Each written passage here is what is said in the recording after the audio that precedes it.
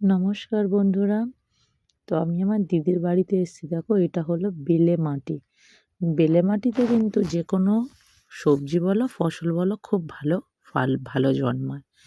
তো এগুলো হলো আলু গাছ। এই দেখো, এই ছোট্ট ছোট্ট এগুলো কিন্তু আলু গাছ।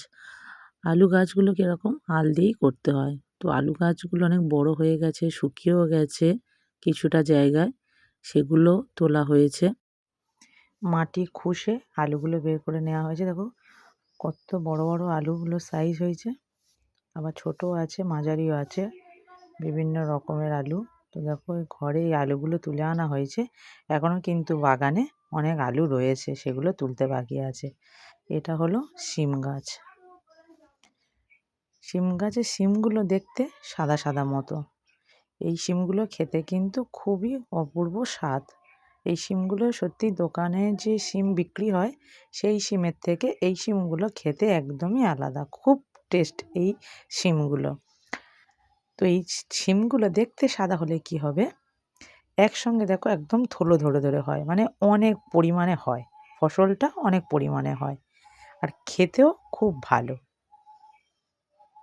কত সুন্দর হয়ে রয়েছে দেখো শিমগুলো বন্ধুরা, খুব ভালো লাগছে দেখতে, তাই না?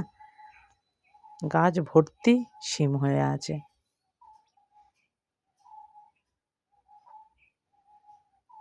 দেখো কত শিম, ওপরেও শিমগুলো থলো থলো ধরে ঝুলছে। এই বেগুন গাছগুলো কত ছোট, এগুলো আমরা চাষ করেছি। তো দু একটা গাছে সবে বেগুন ধরেছে। দেখো বেগুনটার সাইজ কত সুন্দর, কত বড়। আর এগুলো টমেটো গাছ। টমেটো গাছগুলো পুরো মাটির সঙ্গে শুয়ে পড়েছে।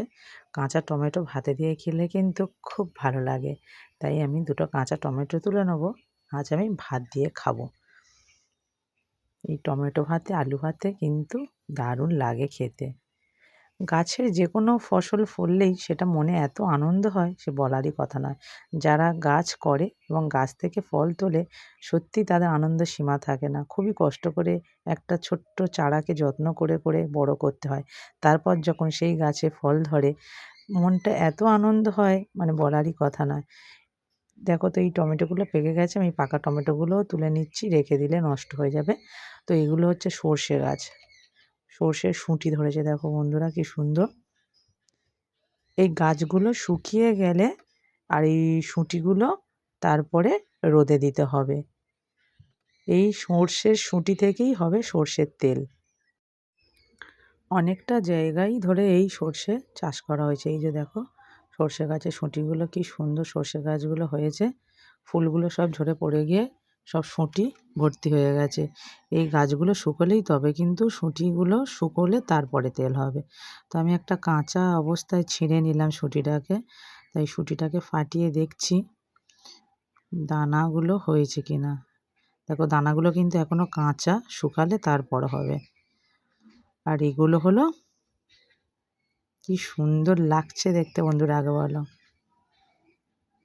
বাঁধাকপি, দারুণ লাগছে তাই না দেখতে?